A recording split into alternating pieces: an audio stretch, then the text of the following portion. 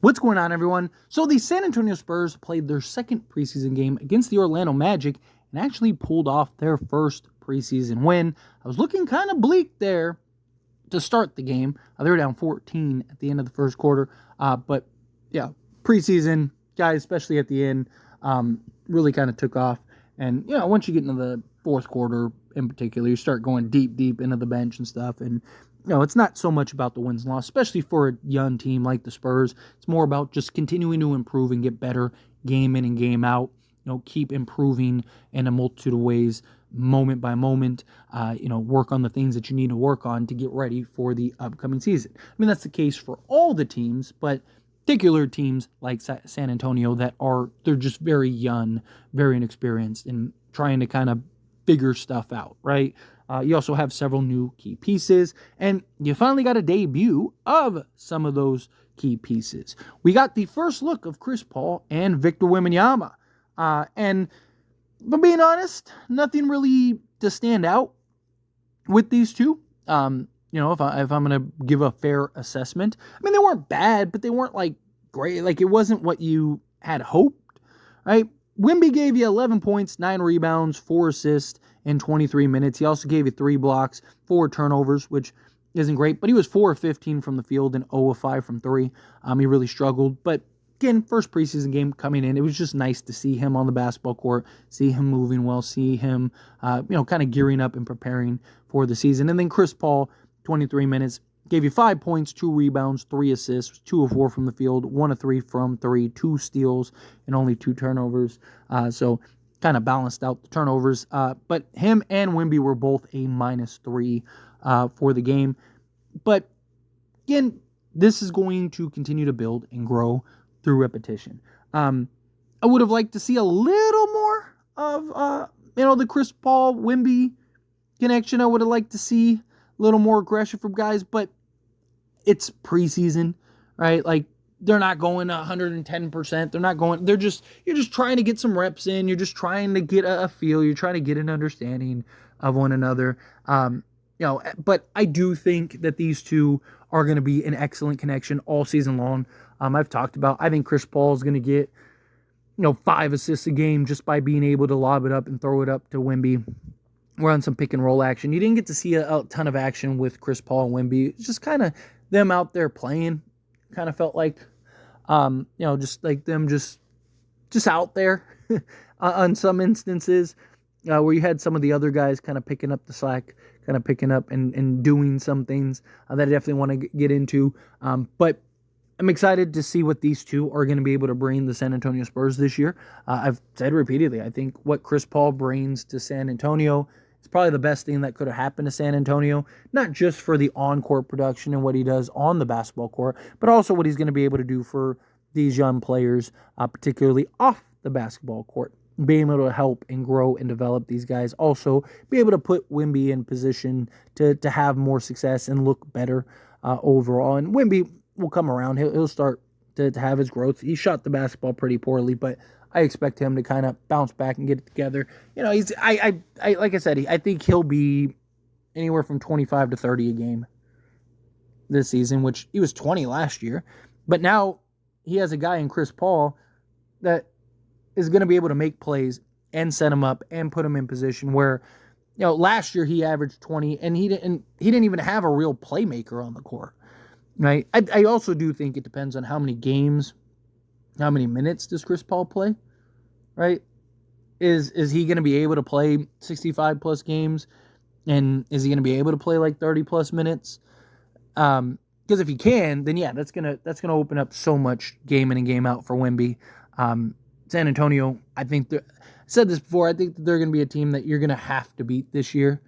Where last year they were a team that, you saw them on the calendar, you're like, oh, good, we got to win today. And now that they have and are much improved, I am excited to see how this plays out. Curious to see if this is the starting 5 that we saw in this game until Devin Vassell gets back, because they went with Victor Wembanyama, Chris Paul, Julian Champagnie, Harrison Barnes, Jeremy Sohan, which the way that Champagne's been playing, I would actually just move Barnes to the 4, keep Champagne in at the 3, and go with like Chris Paul, Vassell, Champagne, Barnes, and Wemby. I know the Spurs are really high on Jeremy Sohan, and you know he's been solid, no real complaints. Like even in this game, gave you 20 in 20 minutes, gave you 12 points, 3 rebounds, 2 assists, 5 of 6 from the floor, 1 block, a steal, only 1 turnover. Right, he was a +3. He was actually the only plus out of all the guys in the starting unit. So, I don't hate what we saw from Jeremy Sohan, but Champagne's looked really good. And you look at the first Spurs game, and then you compare it to this game, and he continues to just kind of trot along and kind of starting to make those strides. You're starting to see some of the things that you wanted to see out of him. You look at the OKC game, for example. Champagne gave you 22 points in 21 minutes. He had 7 rebounds, 1 assist, 7 of 16 from the floor, 6 of 13 from 3, 1 steal, only 1 turnover. Again, very good. And then you look at this Orlando game, right? It didn't give you the 22 points, but he played 22 minutes. He gave you 12 points, gave you 4 rebounds, 2 assists, 4 of 10 from the floor, and 3 of 6 from 3. So he's been shooting the 3 ball very well. Now, he didn't get the 13 3-point attempts. He didn't get the shot attempts again. But if he did get the shot attempts, he probably would have given you another 20, right? More likely than not, probably would have given you another 20 this game. But continues to perform on the defense side. He continues to go after it.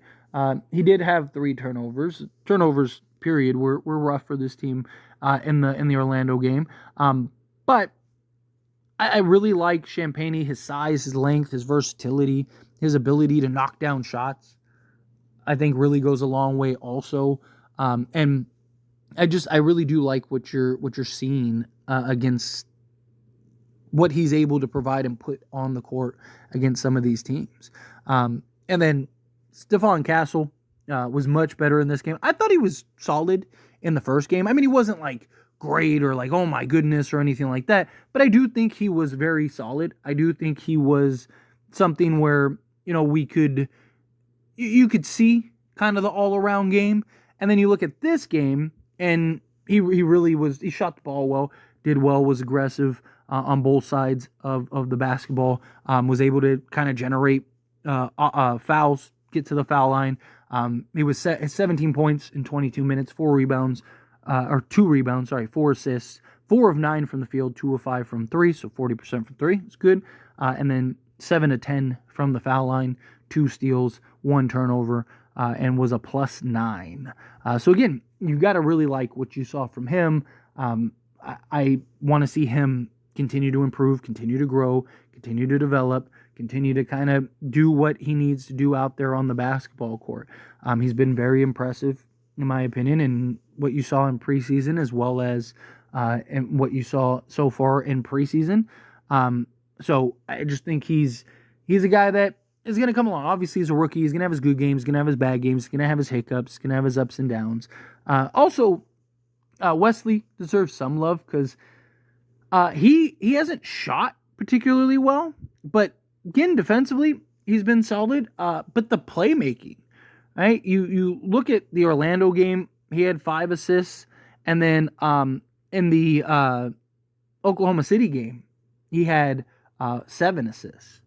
So he's, as a guy just kind of making plays out there, has been very solid. And then he had 2 steals in the OKC game and then 3 steals in this game.